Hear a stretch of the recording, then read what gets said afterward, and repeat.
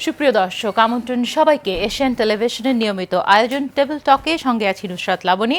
আজকে আলোচনার টেবিলে যে প্রসঙ্গটি নিয়ে কথা বলবো সেটি হচ্ছে ঐক্যের সরকার নাকি শক্তিশালী বিরোধী দল, কোনটি প্রাসঙ্গিক, কোনটি জরুরি গণতন্ত্র প্রতিষ্ঠার জন্য। আলোচনার জন্য স্টুডিওতে আমন্ত্রণ জানিয়েছি তিনজন অতিথিকে। আমার ডান দিক থেকে আছেন ব্যারিস্টার সাজ্জাদ আলী চৌধুরী, আইনজীবী, বাংলাদেশ সুপ্রিম কোর্ট, আমন্ত্রণ আপনাকে। রয়েছেন অ্যাডভোকেট ফাহিমা নাসরিন মুন্নি, আইনজীবী, বাংলাদেশ সুপ্রিম কোর্ট ও আন্তর্জাতিক বিষয়ক সহ সম্পাদক, বিএনপি, আমন্ত্রণ আপনাকেও আমাদের স্টুডিওতে। সেই সঙ্গে রয়েছেন প্রিন্সিপাল মাওলানা মোশাররফ হোসাইন, রাজনৈতিক বিশ্লেষক ও সহ সভাপতি, জাতীয় মুফাসসির পরিষদ, আমন্ত্রণ আপনাকেও। এই প্রসঙ্গটি আলোচনার প্রসঙ্গে শিরোনাম হয়ে এসেছে এই কারণে, সম্প্রতি জনাব তারেক রহমানের একটি সাক্ষাৎকার রয়টার্সে ঘুরে ফিরে আলোচনার মধ্যে আসছে। সেক্ষেত্রে যে প্রসঙ্গগুলি এসেছে সেটি এই আলোচনার উদ্রেক করেছে। আমরা সেই সঙ্গে একটু যুক্ত করতে চাই। আমি শুরু করতে চাই ব্যারিস্টার সাজ্জাদ আলী চৌধুরী, আপনাকে দিয়ে, আমার ডান দিক থেকেই। বিএনপি জামায়াতের 2001 থেকে 2006 পর্যন্ত আমরা দেখেছি তারা একসঙ্গে ক্ষমতা ভাগ করেছে। নির্বাচনী মাঠে বিএনপিকে তুলোধুনো করলেও জামায়াত বলছে দেশকে স্থিতিশীল করতে সহায়তা করার জন্য একটি ঐক্যবদ্ধ সরকারের জন্য অংশীদারিত্ব পুনরায় চালু করার বিষয়ে তারা রাজি আছে। কিন্তু রয়টার্সকে দেওয়া সাক্ষাৎকারে জনাব তারেক রহমান বলেছেন নির্বাচনের পর তার প্রধান প্রতিপক্ষ জামায়াত ইসলামীর সঙ্গে ঐক্যবদ্ধ সরকার গঠনের প্রস্তাব তিনি একেবারে নাকচ করেছেন, কোনো সম্ভাবনা নেই বলেছেন। আপনার কাছে আমার প্রশ্ন, যে দেশকে স্থিতিশীল রাখতে কোনটা জরুরি, জাতীয় ঐক্যের সরকার নাকি একটি শক্ত বিরোধী দল? ধন্যবাদ। জাতীয় ঐক্য সরকার প্রস্তাবটা প্রথমে তো মনে হয় জামাত ইসলামী থেকে এসেছে। জামাত থেকে আসার পরে আবার জামাতের আমির মনে হয় একটা ক্লারিফাই করেছে, যা তারা যে তাদের সাথে কাদেরকে নিবে, এক্ষেত্রে তারা উনি তিনটা টার্মস দিয়েছেন, আমার যদি মনে না পড়ে, আমার যদি ভুল না হয়, সেটা হচ্ছে উনি যাদেরকে নিবে তারা দুর্নীতিগ্রস্ত হবে না, বা দুর্নীতিগ্রস্ত যারা তাদেরকে সাথে রাখবে না। তারপর দ্বিতীয় হচ্ছে যে জুলাইয়ের যে আকাঙ্ক্ষা, যে জুলাইয়ের যে সনদ, সেগুলো বাস্তবায়ন করবে। আর 3 হচ্ছে যে বিচার বিভাগকে তার সাথে যারা থাকবে তারা কোনোভাবে হস্তক্ষেপ করবে না, বা কোনোভাবে বিচার কার্যকে প্রস্তাবিত করবে এমন কোনো কাজ করবে না। কিন্তু এই ক্ষেত্রে ঠিক জনাব তারেক রহমান রিসেন্টলি একটা কথা বলেছেন, সেটা অন্তর্বর্তীমূলক সরকার। উনি খুব কনফিডেন্ট যে ওনারা একদম এক ভূমিধস বিজয় পাবেন, যার কারণে উনি আসলে চাচ্ছেন যে ওনারাই নিজেরাই এটা গঠন করতে পারবেন। আমাদের সংবিধানে আর্টিকেল 70 বাদ দিলে কিন্তু আমাদের সংবিধানে অন্তর্বর্তীমূলক সরকারের কোনো বাধা নেই। কিন্তু ব্যাপারটা হচ্ছে, আমাদের যদি জুলাই সনদের দিকে তাকায়, তাহলে আমরা দেখতে পাই এখানে কিন্তু বিরোধী দলকে বড় ধরনের একটা স্টেক দেওয়া হচ্ছে। যেমন ধরেন পিএসসিতে অ্যাপয়েন্টমেন্ট করার ক্ষেত্রে, ডেপুটি স্পিকারের ক্ষেত্রে, এগুলো সবগুলিতে কিন্তু বিরোধী দলের একটা ইম্পর্টেন্ট রোল প্লে করবে। কিন্তু এখন বিরোধী দল তো শক্তিশালী বিরোধী দল দরকার, নাকি একটা দেশের সমৃদ্ধির জন্য একটা অন্তর্বর্তীমূলক সরকার দরকার? এটা আসলে একটা একাডেমিক বিষয়। যেমন একটা অন্তর্বর্তী সরকার হলে যেটা হয় কি, গভর্নমেন্টের স্থিতিশীল হয়। একটু আমি আপনাকে যুক্ত করে দিই, একাডেমিক তো নিশ্চয়ই, কিন্তু প্রায়োগিক দিকেও তো আমাদের কাছে কি সেই প্রয়োজনীয়তার অনুভব হয়নি? একটি শক্তিশালী বিরোধী দলের অভাব কি আমরা বোধ করেছি বিগত সময়গুলোতে? অবশ্যই। যেমন ধরেন, আমরা যদি এখন প্রশ্ন করি শেখ হাসিনা ফ্যাসিস্ট হয়ে উঠেছে কি শুধু শেখ হাসিনার ব্যর্থতার কারণে? না, এক্ষেত্রে বিরোধী দলের ব্যর্থতা একটা বড় বিষয়। এটা কিন্তু কেউ আলাপ করে না। কারণ হচ্ছে, একটা বিরোধী দল, তার একটা দায়িত্ব আছে দেশের প্রতি, জনগণের প্রতি। তার দায়িত্ব পালনের ব্যর্থতার কারণেই কিন্তু শেখ হাসিনা ফ্যাসিস্ট হতে পেরেছে। শেখ হাসিনা যেখানে ভুল করেছে, সেখানে গিয়ে তারা সেটাতে ইতি টানার জন্য যথাযথ পদক্ষেপ নিতে পারেনি। হ্যাঁ, বলতে পারেন তিনি গুম করেছেন, খুন করেছেন, মামলা দিয়েছেন, কিন্তু একটা বিরোধী দলের অনেক দায়িত্ব থাকে। এই দায়িত্বগুলো যদি সে পালন করতে না পারে, তাহলে দেশে এরকম ম্যাসাকার হতে পারে। যার কারণে একটা দেশে যদি সমৃদ্ধির জন্য বিরোধী দলের অনেক দায়িত্ব থাকে, এবং আগামীতে জুলাই সনদের আলোকে এই দায়িত্বটা আরও বিশদ, আরও গঠনমূলক এবং আরও সৌন্দর্যমণ্ডিত। জি, ধন্যবাদ। অ্যাডভোকেট ফাহিমা নাসরিন মুন্নি, আমি ব্যারিস্টার সাজ্জাদ আলী চৌধুরীর কথা থেকেই প্রশ্নটি নিয়ে আপনাকে করছি যে বিগত সময়গুলোতে, বিগত আওয়ামী লীগ শাসনামলে বিএনপি কি বিরোধী দলের ভূমিকায় ব্যর্থ ছিল, শক্তিশালী ভূমিকা নিতে পারেননি? যদিও নানা ধরনের নির্বাচনের প্রেক্ষিতে দৃশ্যত তাদেরকে আমরা পাইনি অনেক জায়গাতে। কাকে পাননি? বিএনপিকে। হ্যাঁ, তখন সেটি বলছি না, বিরোধী দলের জায়গায় কার্যকরভাবে তখন আমরা জাতীয় পার্টিকে দেখেছি, সেটি বলছি। কিন্তু যেহেতু কথা প্রসঙ্গে এসেছে যে বিরোধী দলের ভূমিকায় বিএনপির দুর্বলতা ছিল, আপনার মন্তব্য কি? বিএনপির দুর্বলতা কেন থাকবে? দুর্বলতা তো যাদের থাকার তাদের থাকার কথা আর কি। দেখেন, একটা ফ্যাসিবাদ স্বৈরাচার একদলীয় কর্তৃত্ববাদী সরকারের কথা যখন আমরা বলছি, একটা দীর্ঘ সময় 4টা টার্ম অলমোস্ট, যদিও 24-এর সময় তারা তো আর এটা 7 মাসের মাথায় পালিয়ে যেতে হয়েছে, পরিবর্তিত পরিস্থিতি, গণ অভ্যুত্থান, হাজার হাজার ছাত্র জনতার রক্তের ওপর। কিন্তু তার আগের যে সিনারিও, তখন তো বাংলাদেশে একটা ভয়ের সংস্কৃতি তৈরি করেছিল। তখন তো আপনার কালো আইন তৈরি করে মানুষের কণ্ঠ রোধ করা হয়েছিল। তখন তো বিএনপি একমাত্র সত্যিকার অর্থে, আপনারা মাঠে দেখেছেন, সভা করেছি আমরা, সমাবেশ, আমরা যা কিছু কথা বলা, আপনাদের এখানে আসা, বিএনপি তো করেছে। কে করেছে? একেবারে রাষ্ট্র যখন দানবের ভূমিকায় আমাদের বিরুদ্ধে দাঁড়িয়ে গেছে, যখন আমাদের হাজারের ওপর নেতাকর্মী গুম, আমাদের 40-50 লক্ষ বেশি নেতাকর্মীর বিরুদ্ধে মামলা, হাজার হাজার খুন, তার মধ্যে তো বিএনপি আমরাই তো দাঁড়িয়েছিলাম। জাতীয় পার্টি একটা গৃহপালিত আপনার বিরোধী দলে ছিল আওয়ামী লীগের বেলায়। এখন গৃহপালিত বিরোধী দল হলে সেটার যে সুবিধা, সেটার যে মজা, সেটা ফ্যাসিস্ট আওয়ামী লীগ তারা আরও বড় ফ্যাসিস্ট হওয়ার জন্যে যা যা করার, যা যা দরকার সবই ওই ইয়ের উপর, জাতীয় পার্টির উপর ভর করে, এবং আরও ছোটোখাটো হাইব্রিড কতগুলো দল ইভেন তৈরি হয়েছিল। আপনারা 24-এর ডামি নির্বাচনটাই নিশ্চয়ই দেখেছেন, যে ওই যে কয়েকটা যাদের অস্তিত্ব এখন আর তাদেরকে আপনারা কেউ খুঁজে পাবেন না। কিন্তু আমরা বিএনপির নামেই আমরা কিন্তু দাঁড়িয়েছিলাম। আমরা কিন্তু অন্য কোনো দলের ভেতরে ঢুকিনি, কিংবা কোনো ছদ্মবেশ আমরা ধারণ করিনি। আমাদের দেশনেত্রী বেগম খালেদা জিয়া ওনার 36টা মামলা দিয়ে যখন ওনাকে জেরবার করে জেলে নিয়ে যাওয়া হলো, পরিত্যক্ত একটা বিল্ডিং, এবং আমাদের আজকে 17 বছর পর চেয়ারম্যান সাহেব যিনি এসেছেন, ওনাকে কি ভয়ঙ্কর 11 সময়ের সেই সরকার 111-এর কিভাবে ওনাকে নির্যাতন করেছিল, যে ওনাকে চলে যেতে হয়েছিল, সেগুলো আপনারা সবই জানেন। এবং আরাফাত রহমান কোকো সাহেব ইন্তেকাল করেছেন। কাজেই বিরোধী দল সত্যিকারের একটা শক্তিশালী গণতন্ত্রের জন্য যে কোনো দেশে সেটা খুব প্রয়োজন। এটা এমন নয় গণতান্ত্রিক কোনো প্রক্রিয়ায় একটা নিয়মিত নির্বাচন হবে, মত প্রকাশের স্বাধীনতা থাকবে, আমি আপনি কথা বলতে থাকব, এবং নারীদের চলাফেরার স্বাধীনতা থেকে বাংলাদেশের প্রত্যেকটা নাগরিকের সংবাদপত্রের স্বাধীনতা যেমন নিশ্চিত করা দরকার, এগুলো সবই আপনার তার ভেতরে পড়ে।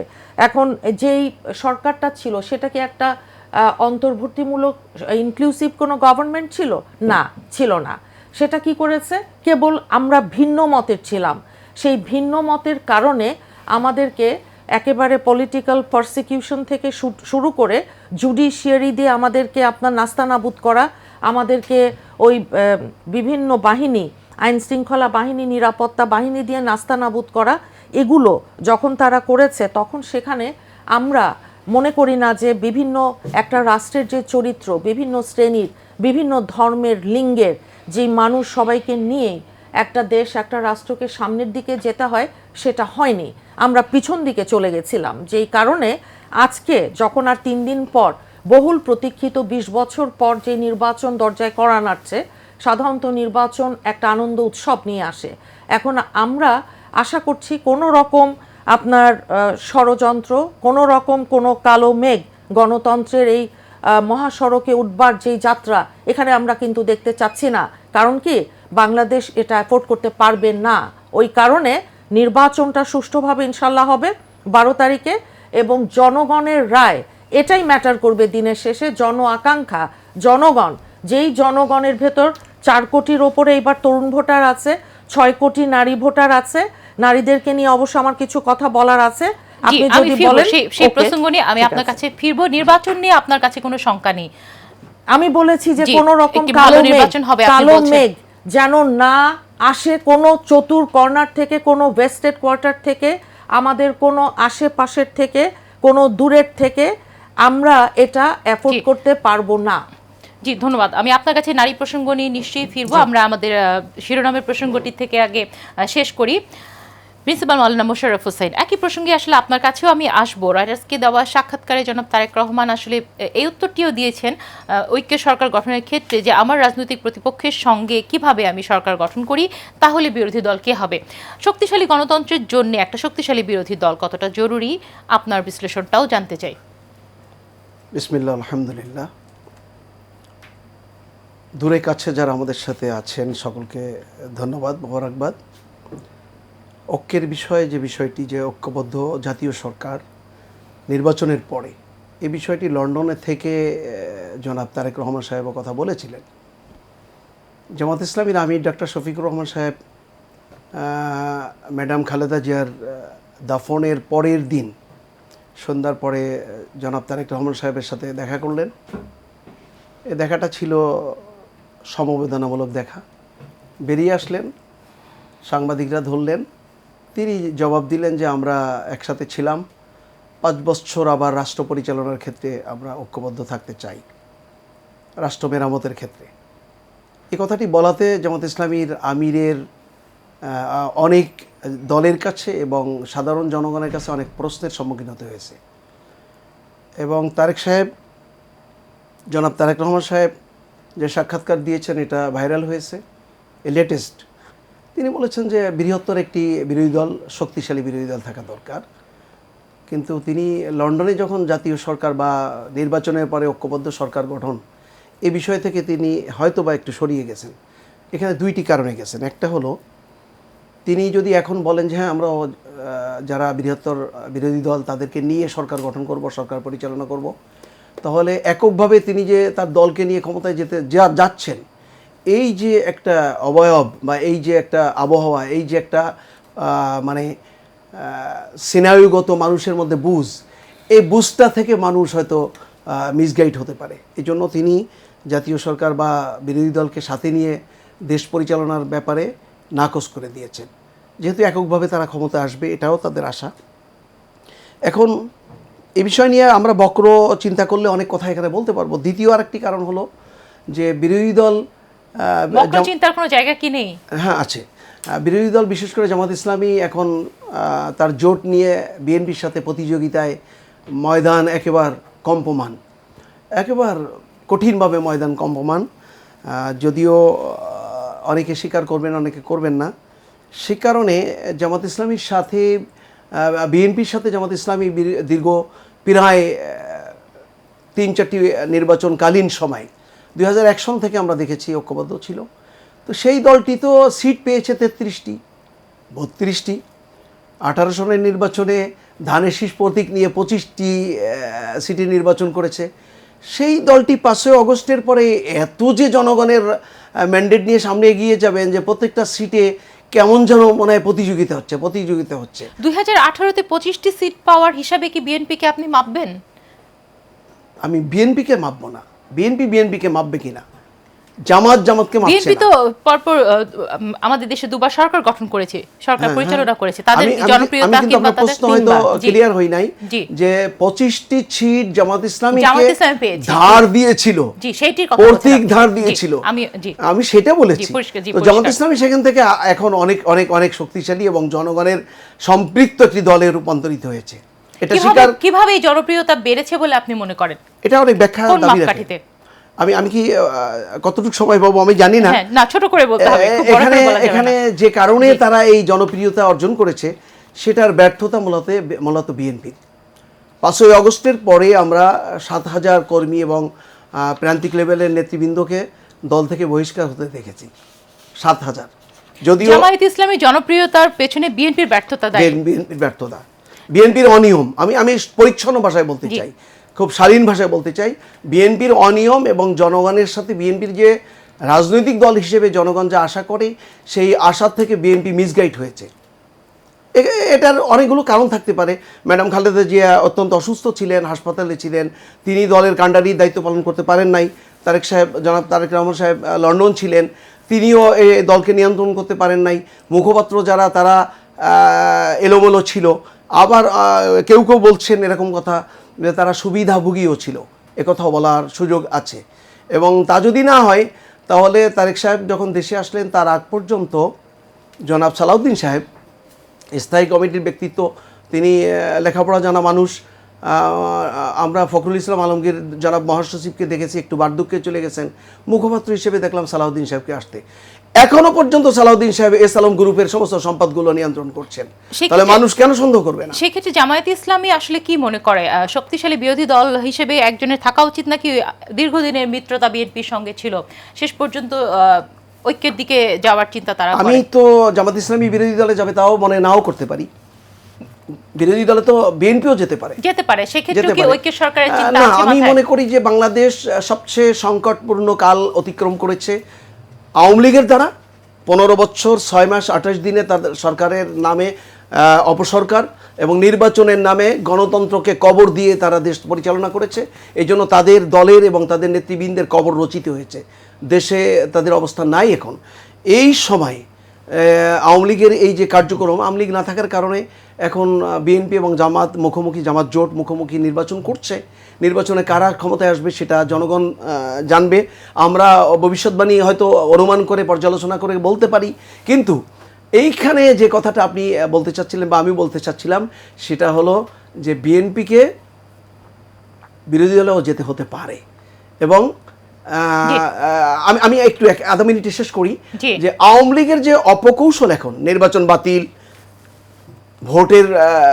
ভোট কাস্ট যাতে ওনার মতো 3%, 4%, 10%, 20%-এর বেশি না হয়, 50% কম হয়, এই ধরনের অপকৌশল এবং ইন্ডিয়ান সেবাদাস হিসেবে তারা যে কার্যক্রম চালাইছে, সেখানে আওয়ামী লীগের এই অপকৌশল রাষ্ট্রকে অস্থির করা অথবা কারো কাঁধে ভর করে দেশে আবার স্থান তৈরি করা অথবা এই দেশে আবার নতুন করে রাজনৈতিক কর্মকাণ্ডর নামে তাণ্ডব চালানো, এ সকল কার্যক্রম অপকৌশল থেকে দেশকে রক্ষা করতে হলে অর্থনৈতিক ঘুণে ধরা এই রাষ্ট্রকে তাহলে বিরোধী দল সহ একটা জাতীয় সরকার, ঐক্যের সরকার প্রয়োজন বলে আমিও মনে করি।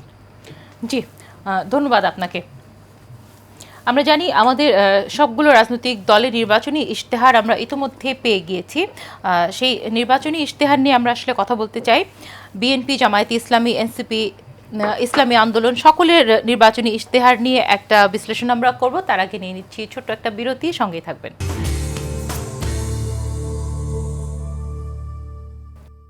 আরও একবার সবাইকে টেবিল টকে। বিএনপি, জামায়াতে ইসলামী, এনসিপি, ইসলামী আন্দোলন সহ ছোট বড় বিভিন্ন দল ভোটারদের কাছে নিজেদের পরিকল্পনা তুলে ধরতে ইতিমধ্যে ইশতেহার বা ম্যানিফেস্টো প্রকাশ করেছে। ইশতেহারগুলোয় মানুষকে আকৃষ্ট করার চেষ্টা স্বাভাবিকভাবেই আছে, নতুন বক্তব্য যেমন আছে, পুরনো প্রতিশ্রুতিও আছে, যেগুলো রাজনৈতিক দলগুলো সবসময়ই দেয়, বরাবরই দেয়, কিন্তু কখনো কখনো আমরা পালন হতেও দেখি না বেশিরভাগ ক্ষেত্রেই। তবে এই রাজনৈতিক পরিবর্তিত পরিস্থিতিতে ব্যারিস্টার সাজ্জাদ আলী চৌধুরী, আপনার কাছে আমার প্রশ্ন, ভোটারের কাছে বেশি গুরুত্ব পাবে এবারে কোন কথাগুলো? সাংবিধানিক সংস্কারের কথা প্রত্যেকটি দল খুব গুরুত্ব দিয়ে বলেছে, দুর্নীতির বিরুদ্ধে অবস্থানের কথা বলেছে। নতুন ভোটারদেরকে কোন কথাটি বেশি আকর্ষণ করবে? সত্যিকার অর্থে ধন্যবাদ আপনাকে। সত্যিকার অর্থে এখন যে ইস্যুটা সবার সামনে জল করছে সেটা হচ্ছে জুলাই। কারণ অনেকগুলো রক্ত দেখেছে এই নতুন প্রজন্ম, সেই প্রজন্ম ভোট দেয়নি এখন পর্যন্ত। তাদের ভোটটা এখন একটা গুরুত্বপূর্ণ ইস্যু হয়ে দাঁড়িয়েছে। আর সবচেয়ে বড় কথাটা হচ্ছে এরা কিন্তু 71 দেখেনি। যদি বা 71 আর 24 কখনো সমান হবে না। 71 একটা কনসেপ্ট বা আমাদের বাংলাদেশ, নতুন বাংলাদেশ জন্মের ক্ষেত্রে, 24 হচ্ছে ফ্যাসিবাদ মুক্ত হওয়ার জন্য একটা ভারতের যে দাসত্ব সেখান থেকে আমাদের বাংলাদেশের যে আমাদের মালিকানা সেটা ফেরত পাওয়ার জন্য।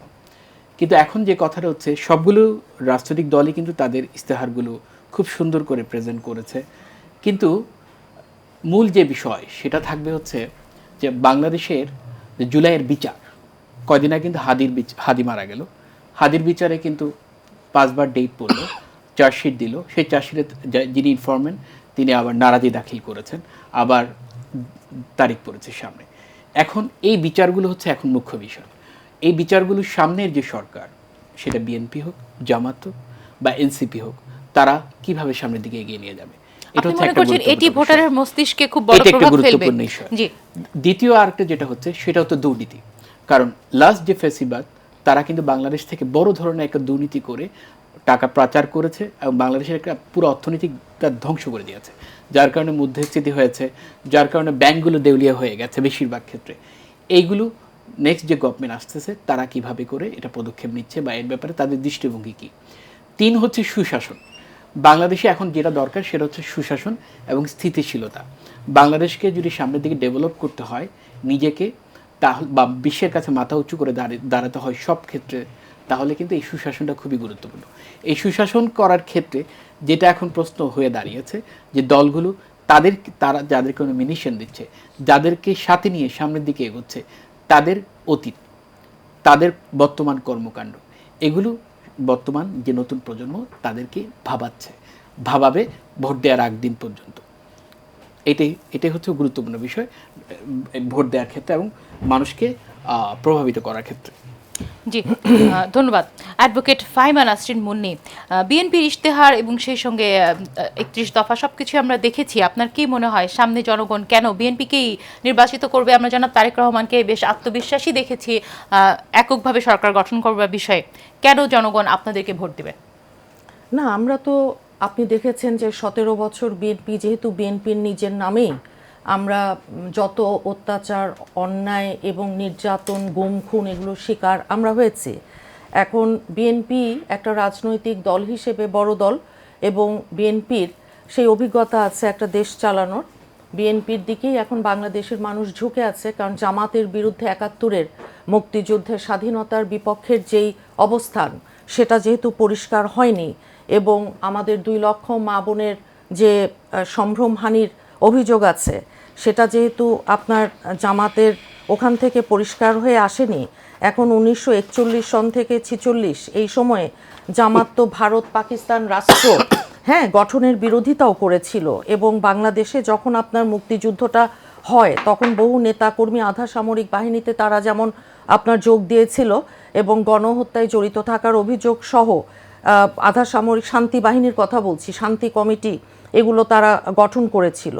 এবং আপনারা জানেন যে আমাদের ওই সময় শহীদ প্রেসিডেন্ট জিয়াউর রহমান যেমন বাকশাল থেকে বহুদলীয় গণতন্ত্রে উত্তরণের ওই সময়ে যখন বাংলাদেশের পত্রপত্রিকা সব বন্ধ করে দিয়েছিল, একটা দল বাকশাল ছাড়া আর কোনো রাজনৈতিক দল ছিল না, সেই রকম একটা অবস্থায় যখন সব দল, সব মত, সবাইকে একটা আধুনিক বাংলাদেশ গঠন করবার জন্য একটা উদ্যোগ নেওয়া হলো, তখন জামাত আবার তাদের নামে আপনার ফিরে আসলো এবং এই সংগঠনের মূল উদ্দেশ্য যেহেতু হচ্ছে যে শরিয়া ভিত্তিক একটা ইসলামিক রাষ্ট্র প্রতিষ্ঠা করা, যেটা পাকিস্তান এবং মধ্যপ্রাচ্যে আছে দেশগুলোতে। তো এখন আবার জামাত তাদের যে একটা ডাবল স্ট্যান্ডার্ড দেখা যাচ্ছে, তারা বলছে যে তারা আপনার ওই শরিয়া আইনটা প্রতিষ্ঠা করবে না। এখন এটা জামাত আমাদের সাথে ছিল, ধানের শীষের প্রতীকে নির্বাচন করেছে। তার আগে জামাত আওয়ামী লীগের সাথে যুগপৎ আন্দোলনের সঙ্গী ছিল। তো তার আগে এরকম যখন যাকে সুবিধা তাদের সাথে জামাত থাকে এবং যখন দরকার শেষ হয়ে যায় তখন চলে যায়। তো এই রকম একটা অবস্থায় জুলাই সনদে যদিও জামাত সই করেছে, কিন্তু আপনি জানেন যে 5% নারীদের সরাসরি ভোটে নির্বাচনের ক্ষেত্রে যে মনোনয়ন দেওয়ার কথা সেটা জামাত দেয়নি। একজন নারীকেও জামাত আপনার মনোনয়ন আমরা যদিও আপনার দল থেকে পেয়েছি, কিন্তু সেখানেও কিন্তু 5% আছে, বহু নারী তারপরও আছে নারী বিদ্বেষী যেই কমেন্ট। আমরা আপনি পরে কথা বলবেন অবশ্য, আপনার বেলায় যেহেতু আমি নোট নিয়েছি।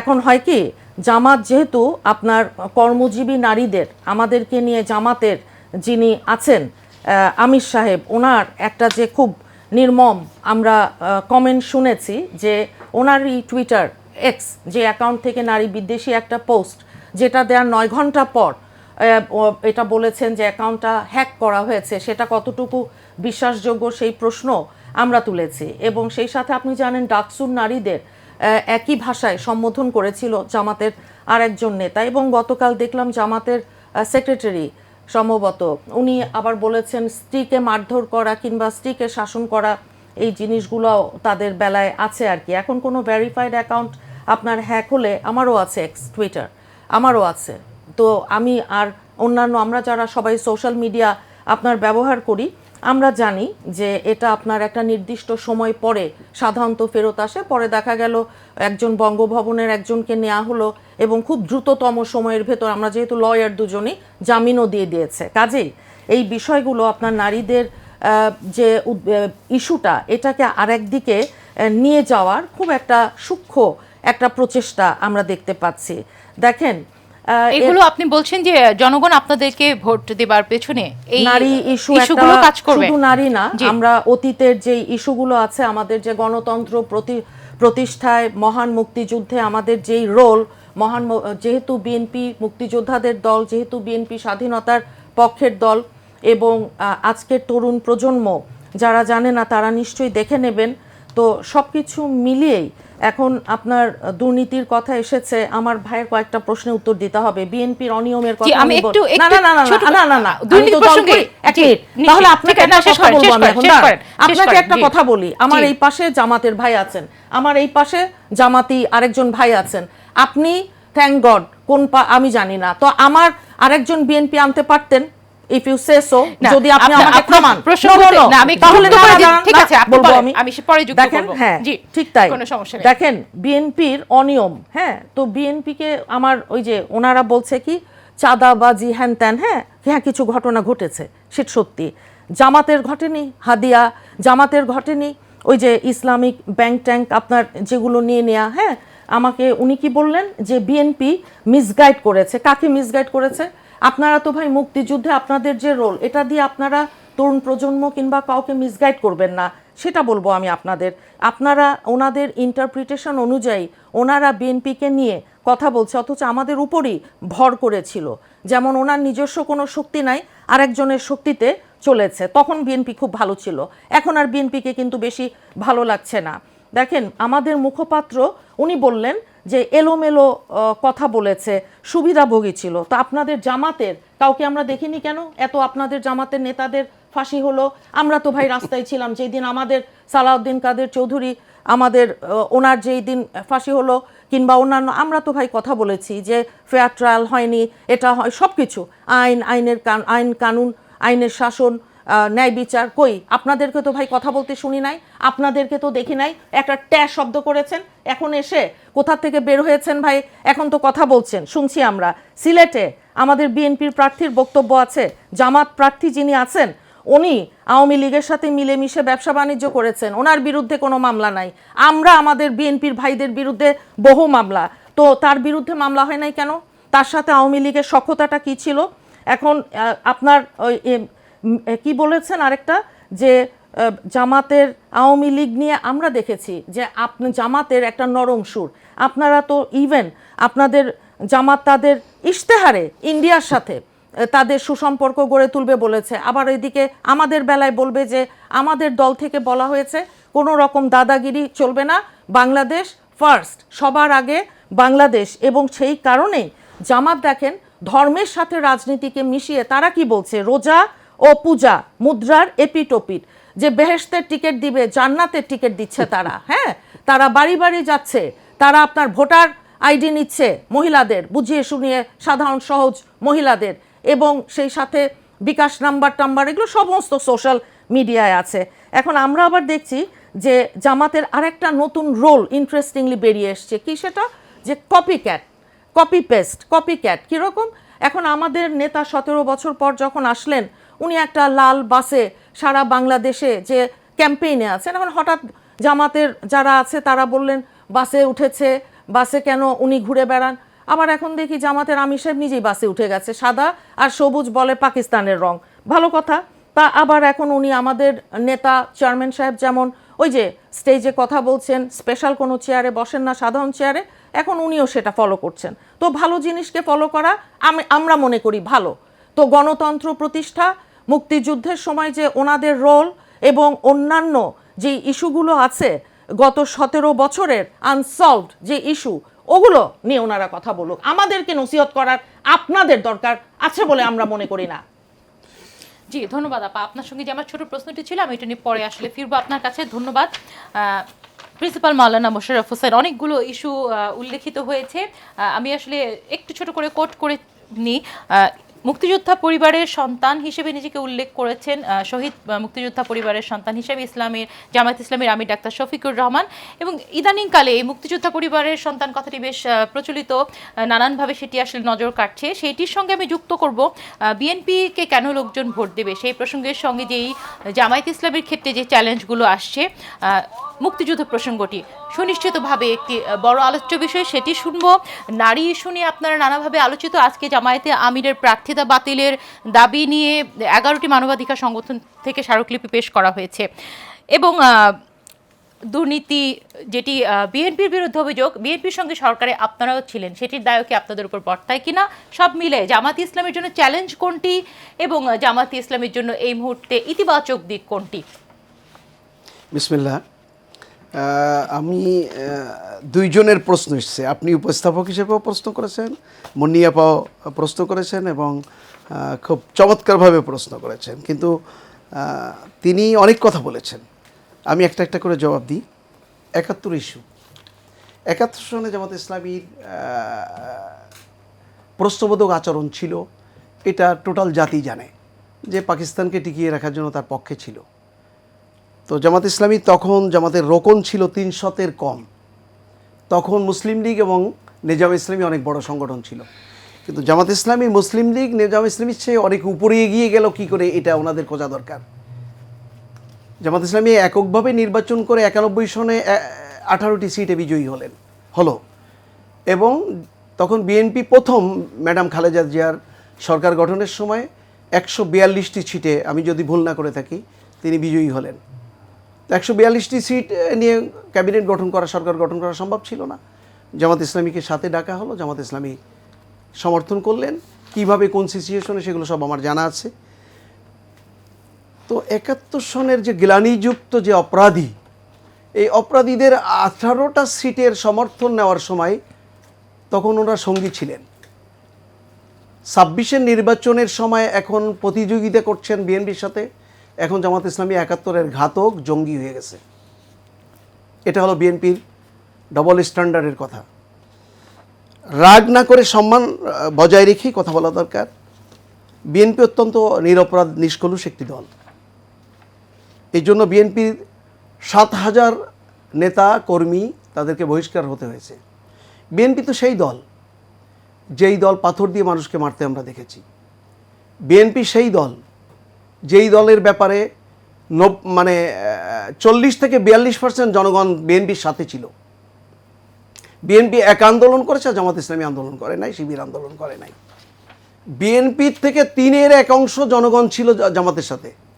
জামাতের ছিল 13-14%, 15%, বিএনপি ছিল 40%। এই কারণে বিএনপি আন্দোলন বেশি করলে সেটা তো বিএনপির মানুষের কাছে নজরে বেশি ধরা পড়বে।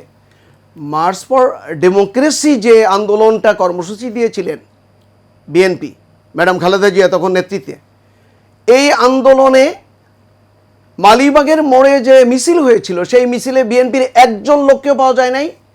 সেখানে একজন ছাত্র শিবিরের সাথীকে গুলি খেয়ে মরতে হয়েছে মিছিল করতে যেয়ে, বেদম পিটান খেতে হয়েছে। যদি সব সত্য হতো তাহলে 5টি পাবলিক ইউনিভার্সিটির ছাত্র জনতা পর্দা করুক আর না করুক, নামাজ পড়ুক আর না পড়ুক, তারা ছাত্রলীগের মতো ছাত্র দলকে কনফিডেন্স না রেখে ছাত্র শিবিরকে ভোট দিয়েছে। ছাত্র মেয়েরা বেশি ভোট দিয়েছে এবং ধার্মিক মেয়েরা না, ধর্ম পালন করে না, এই মেয়েরাও ভোট দিয়েছে। কারণ কি ভোট দিয়েছে? তার মূল কারণ হলো ছাত্র শিবির নৈতিকতা সম্পন্ন একটি সংগঠন এবং ছাত্র শিবিরই জুলাইয়ের আন্দোলনের নেতৃত্ব যারা দিয়েছে তাদের মধ্যে মুখ্য ভূমিকা রেখেছে। তাদের ব্যাপারে যে কথাগুলো বলা হচ্ছে সে কথাগুলোর জবাব, অনেক জবাব আছে। এরপরে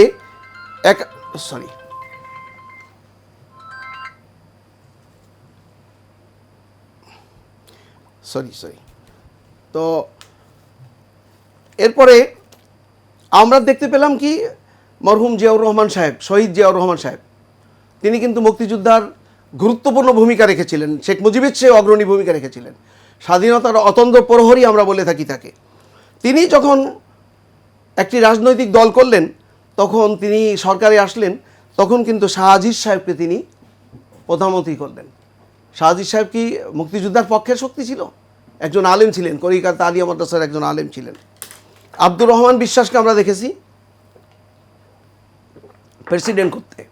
আব্দুর রহমান বিশ্বাস বৃহত্তর বরিশাল জেলার তিনি ফিস কমিটির চেয়ারম্যান ছিলেন, আমি সম্মান রেখে কথা বলছি। আব্দুল মতিন চৌধুরীকে আমরা দেখেছি, রাজাকার ছিলেন। আমি এখন গুনে গুনে, আমি নাম বলবো না, জি গুনে আসলে গুনে আমি সময়গুলো খুব কম। পাঁচজন নমিনি দেখাতে পারবো যাদের বাবারা জি। রাজাকার ছিলেন, সেই আমি রাজাকারদের। একটা প্রশ্ন যুক্ত করতে চাই, আমি যেহেতু- আপনার কথার জবাব দিই, জি, তারপর আপনি বলেন। জি। 5 জন নমিনি দেখাতে পারবো বাগেরহাট সহ, যাদের বাবারা উল্লেখযোগ্য গ্লানিযুক্ত রাজাকার ছিলেন, তাদের সন্তানরা আজকে বিএনপির নমিনি। কিন্তু এই গ্লানি তাদেরকে গ্রাস করছে না, গ্রাস করছে নাম, ছাত্র শিবির এবং জামাত। তো জামাত এত অপরাধী যদি হয়ে থাকে, তাহলে জামাতকে নিয়ে তো জনগণ জামাতের দিকে ঝুঁকে পড়ার কথা ছিল না। এবং জামাত ইসলামী তো জনগণের ম্যান্ডেট নিয়ে ক্ষমতা আসতে চায়, এ কারণেই জামাত ইসলামী কাজ করছে। তো জামাত ইসলামীর বিরুদ্ধে অনেক কথা আছে, এই কথাগুলোর জবাব একটা একটা করে দেওয়া যাবে, এবং আমি দু একটি কথা এই দিলাম। এবং আমরা যা দেখেছি, জনগণ যা দেখেছে, আপনি রিক্সা চালকদের কাছে সাক্ষাৎকার নেন, দেখেন তাদের ম্যান্ডেট কি, তাদের বক্তব্য কি। নামাজ নেই, কালাম নেই, তারা কাদেরকে ভোট দিতে চায়। আমরা আপনার কাছ থেকে আরো শুনবো এই বিষয়ে, আসলে আলোচনা অনেক লম্বা করে শুনবার মতো। না, আমাকে কিন্তু আপনাকে। সময় তার কম আগে- দিয়েছেন আপনি। জি, আমাদের একটা বিরতি নেবার সময় হয়ে গেছে, ফিরে এসে আপনার কাছে আমি আবার শুনবো। ধন্যবাদ, সঙ্গেই থাকবে দর্শক। নিয়ে নিচ্ছি ছোট্ট একটা বিরতি। আপনারা দেখছেন এশিয়ান টেলিভিশন নিবেদিত টেবিল টক। আমন্ত্রণ আরও একবার সবাইকে। ব্যারিস্টার সাজ্জাদ আলী চৌধুরী, আমাদের হাতে এখন সময় কম, সবার কাছ থেকে আমি ছোট ছোট উত্তর আশা করব। নির্বাচন একেবারে সন্নিকটে, আমরা আজকে আলোচনা করছিলাম ঐক্য সরকার দরকার নাকি শক্তিশালী বিরোধী দল দরকার, নির্বাচনী ম্যানিফেস্টো নিয়ে আলোচনা করছিলাম। দুই দলের দুজনের বক্তব্য আমরা শুনছি। আপনার বিশ্লেষণে প্রধান প্রতিদ্বন্দ্বী দুই দলের সফলতা, দুর্বলতা এবং সবলতা কোন কোন দিকগুলো, ছোট করে একটু। প্রথম যে কথাটা আমি বলছি, আসলে বিএনপি এবং জামাত দুটোই কিন্তু পুরনো দল। এনসিপি যদি বা এখন প্রাসঙ্গিক অনেক, তারা কিন্তু নতুন দল।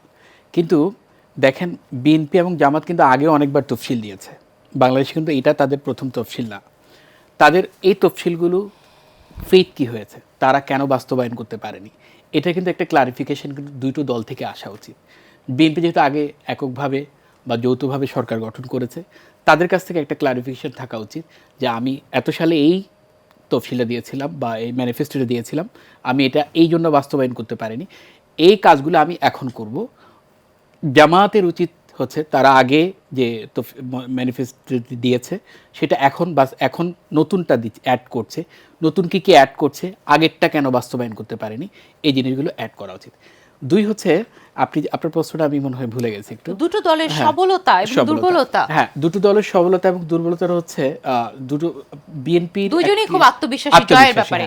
কিন্তু বিএনপির ইস্যুটা হচ্ছে, বিএনপি তো যেহেতু আগে বাংলাদেশে 2 বার বা 3 বার ক্ষমতায় ছিল এবং তারা দেশ চালিয়েছে, আর কিন্তু তাদের সবলতা হচ্ছে তাদের এই যে অভিজ্ঞতাটাকে আপনি সবলতা মনে করছেন। কিন্তু তাদের দুর্বলতা হচ্ছে তারা মাঠ পর্যায়ে পর্যন্ত তাদের কর্মী বাহিনীকে কন্ট্রোল করার যে অ্যাবিলিটি, সেটা নাই, যার কারণে অনেকগুলো ইনসিডেন্ট হচ্ছে, যে ইনসিডেন্টগুলোর রেসপন্সিবিলিটি নিতে হচ্ছে তাদেরকে, এবং এটাই তাদের সমস্ত অর্জনগুলোকে ব্যর্থতায় পরিণত করে দিচ্ছে। আর জামাতের ইস্যুটা হচ্ছে, জামাত যেহেতু ক্ষমতার দৌড়ে এখন এগিয়ে বা যাচ্ছে, বিএনপির সাথে একদম কাঁধে কাঁধ রেখে বা চোখে চোখ রেখে তাদের সাথে মানে প্রতিটা চ্যালেঞ্জ করছে এবং চ্যালেঞ্জ গ্রহণ করছে। যেহেতু এক সময়কার মিত্র, তাদের অনেক কিছু মানে যেটা বিএনপি যে ফ্যাসিলিটিসটা পাচ্ছে, সেই ফ্যাসিলিটিসটা জামাত পাচ্ছে না, যেহেতু তাদের অভিজ্ঞতার কিছু ইস্যু আছে। কিন্তু তারপরও জামাতের যে ভালো দিকটা হচ্ছে, তাদের সংগঠনটা হচ্ছে একটা ক্যাডার ভিত্তিক সংগঠন, একদম উপর থেকে নিচ পর্যন্ত তাদের দলের নিজেদের একটা কন্ট্রোল আছে। এই কন্ট্রোলটার কারণে তারা তাদের দলীয় কর্মীদের নেগেটিভ যে অ্যাক্টিভিটিস, সেগুলোতে কিন্তু এঙ্গেজমেন্টটা কম, এবং এই এঙ্গেজমেন্ট কম থাকার কারণে নেগেটিভ বলতে আপনি কি বোঝাচ্ছেন? যেমন ধরেন, যেমন এখন এই ইলেকশনের সবচেয়ে বড় ইস্যুটা হচ্ছে দুটো ইস্যু, একটা হচ্ছে চাঁদাবাজ, একটা হচ্ছে অর্থ কেলেঙ্কারি, এ দুটি। তো এখন আপনি ধরেন, যেমন ধরেন ঢাকা আটে কি আপনি মনে করছেন, কিন্তু নির্বাচনের মাঠে কিন্তু নারী ইস্যু, মুক্তিযুদ্ধ ইস্যু, এগুলো ঘুরে ঘুরে আমিরের কাছ থেকে আমরা শুনতে পেলাম যে তিনিও মুক্তিযোদ্ধা পরিবারের সন্তান। নিশ্চয়ই এই ইস্যুগুলো তাহলে আসলে চ্যালেঞ্জ, আপনার কি মনে হয়? নারী ইস্যুটা অবশ্যই একটা ইস্যু, কিন্তু এই দুটো ইস্যু কিন্তু দুটো দল প্রপারলি অ্যাড্রেস করতে পারে না। যেমন ধরেন বিএনপি ধরেন 5% যেটা দেওয়ার কথা, সেটা কিন্তু 5% তারা ফিল আপ করতে পারেনি। আর জামাত তো ফিল আপ করতে পারেইনি, তারা এখন বলছে যে তাদের যে জোট আছে সেখান থেকে নারী কর্মী দেওয়া হচ্ছে। কিন্তু দুটো দলই এই বিষয়ে স্পেসিফিকলি বলছে না যে আমাদের একজন নারীদেরকে ক্ষমতায়নের জন্য ক্ষমতায়নের আগে নারীদের সিকিউরিটিটা মেনটেন করার জন্য তারা কি কি পদক্ষেপ নিচ্ছে এটা স্পেসিফিক্যালি বলা ধন্যবাদ। ডোমেস্টিক খুব বেশি ভায়োলেন্স, সময় দেওয়া কালেক্টিভ যাচ্ছে না। আমি ভায়োলেন্স। মোটামুটি বুঝতে পেরেছি যে আপনি সবলতা এবং দুর্বলতার জায়গাগুলো চিহ্নিত করেছেন। ধন্যবাদ আপনাকে অ্যাডভোকেট ফাহিমা নাসরিন মুন্নি। সময় হাতে খুবই কম। রয়টার্সকে দেওয়া সাক্ষাৎকারে আমরা দেখলাম জনাব তারেক রহমান দলের জয়ের বিষয়ে খুবই আত্মবিশ্বাসী। আত্মবিশ্বাস কি আসলে এই মুহূর্তে আপনাদের জন্য হিতকর নাকি আসলে হিতে বিপরীত হতে পারে, এবং সেই সঙ্গে আপনাদের অভিজ্ঞতা রয়েছে, অভিজ্ঞতার কারণে পরীক্ষাও কি বেশি কিনা আপনার কি মনে হয়? হ্যাঁ, পরীক্ষাও বেশি তো, কারণ একটা নির্বাচন মানে কি, আমাদের আজকে থেকে আর 3 দিন আছে নির্বাচন। এখন 20 বছর পরে যে নির্বাচনটা, এখানে যে প্রশাসন, সেখানে যেমন ফ্যাসিস্টের দোসর বসা আছে, আবার আরও অন্যান্য গুপ্ত কিছু নাকি আছে, এবং সেই সাথে বিভিন্ন বাহিনী, নিরাপত্তা বাহিনী বলুন, আইন শৃঙ্খলা বাহিনী বলুন, এবং সেই সাথে আমাদের এই যে ভূ রাজনীতি, আমাদের যে আঞ্চলিক রাজনীতি, আমাদের যে আন্তর্জাতিক বন্ধু যারা আছেন, আমাদের যারা পশ্চিমা বিশ্বের লোকজন আছেন, এখন সব কিছু মিলিয়ে আমরা তো বাংলাদেশটাকে নিয়ে কোনো রকম এক্সপেরিমেন্ট হোক এটা আমরা কখনো চাইবো না। 30 লক্ষ শহীদের রক্তের ওপর এই দেশটার জন্ম, কাজেই মুক্তিযুদ্ধ যেমন থাকবে, 90 এরশাদ বিরোধী আন্দোলন, স্বৈরাচারের সেই দিনগুলো, সেটাও যেমন থাকবে, 24-এ যে গণ অভ্যুত্থান হয়েছে রক্তস্নাত, সেটাও আপনার একইভাবে থাকবে। আত্মবিশ্বাস মানে এটা নয় যে, বিশ্বাসটা হচ্ছে জনগণের উপর। এখন বিএনপির বিরুদ্ধে বহু প্রোপাগান্ডা বিভিন্ন কর্নার থেকে আপনারা শুনছেন, আমরাও শুনছি।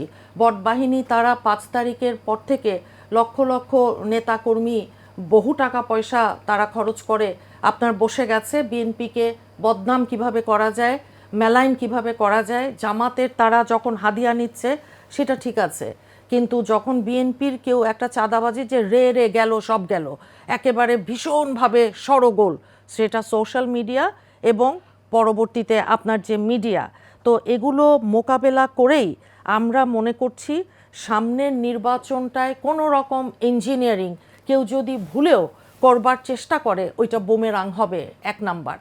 আর 2 নাম্বার হচ্ছে, আমি বারবার বলেছি, এখন যদি গণতন্ত্র হোঁচট খায়, যে বাংলাদেশ ক্যান্ট অ্যাফোর্ড, এখন পারবে না, এত বড় একটা পা পিছলে গেলে এই যে পড়ে যাবে, উঠে দাঁড়ানো বড় কঠিন হবে, কারণ আমাদের অর্থনীতি অত্যন্ত ভঙ্গুর, কর্মসংস্থানের কি অবস্থা, আমাদের নতুন করে গার্মেন্টস অনেকই আপনার বন্ধ হয়েছে, শিল্প বাণিজ্য সেভাবে কিছু হয়নি, এবং সেই সাথে আপনি জানেন যে অন্যান্য যে অঞ্চলগুলো আছে সেখানেও যে ব্যবসা বাণিজ্য, প্রত্যেকটা মানুষের ভাষায় কথায় কি, নির্বাচনের পরে যে এটা, সেটা রিয়েল এস্টেট থেকে, গণতন্ত্র থেকে, আইনের শাসন থেকে, মানবাধিকার থেকে, প্রত্যেকটা মানুষের একটা উত্তর, এখন না, নির্বাচনের পরে। এই যে বিশ্বাস মানুষের, এই বিশ্বাসে কারো কখনো উচিত হবে না বিন্দু মাত্র চিট ধরানো, ইলেকশন ইঞ্জিনিয়ারিং ভুলে যান। ধন্যবাদ আপনি সেই দিক থেকে আত্মবিশ্বাসী। ধন্যবাদ আপনাকে প্রিন্সিপাল মাওলানা মোশাররফ হোসাইন।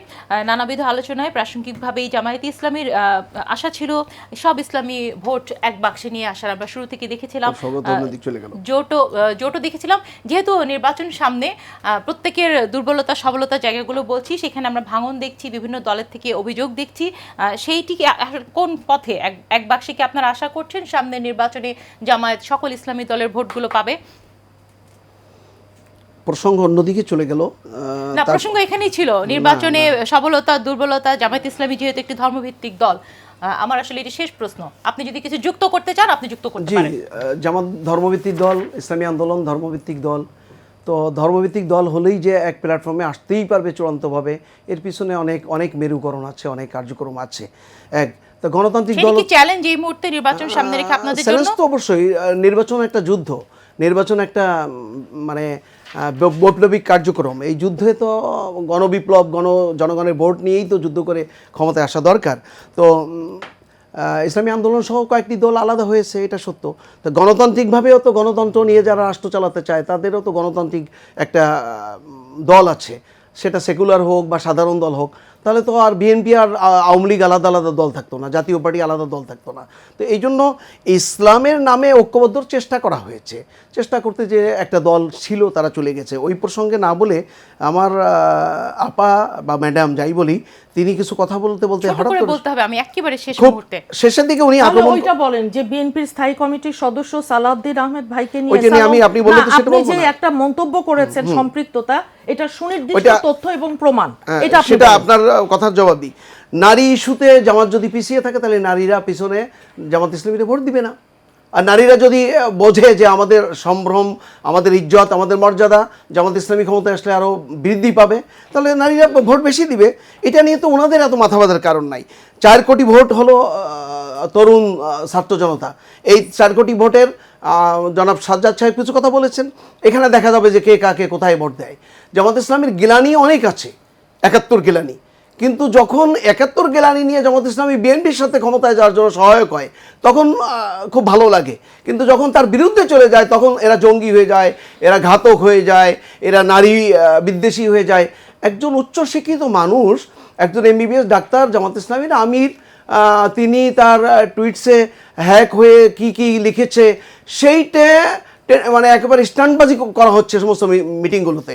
আমি জনাব তারেক সাহেবের কথা বলতে চাই, তিনি 10টা মিটিং 20টা মিটিং করার পরে যখন কেউ কেউ কথা উঠাইছে যে জুলাই বিপ্লবের ব্যাপারে তারেক সাহেব জুলাই সনদের পক্ষে কোনো কথা বলছেন না, তখন তিনি এই বিষয় নিয়ে কথা বলেছেন যে হাবট চেয়েছেন, তখন তিনি হাবট চেয়েছেন। এর আগ পর্যন্ত সংস্কারের পক্ষের দল ভাই, বিএনপি তো ধন্যবাদ, সংস্কারের আপনাদের কথা তিনজনকে বলেছে, আমাদেরকে সময় দেবার ইন্টারিম জন্য। গভর্নমেন্ট আসলে তো আগে বিএনপি থেকেই। জুলাই মাস থেকে আপনাকে শুরু করে ইতিহাস যতগুলো জানতে হবে। কর্মসূচি হাত দিছে আপনি সবগুলো ইতিহাস কর্মসূচি জানবেন, ইতিহাস সবগুলো না কর্মসূচি জেনে। জনগণ বিচ্ছিন্ন ছিল, আমরা জনগণের নিয়ে- বিপক্ষে ছিল। আমরা অন্যদিন আপনি নিশ্চয়ই অবকাশ বিএনপির পাবো। কথা সংবিধান পরিবর্তন করা যাবে না। দর্শক, আমাদের সঙ্গে থাকার জন্য শেষ করছি আজকের আয়োজন। ছিল বিএনপি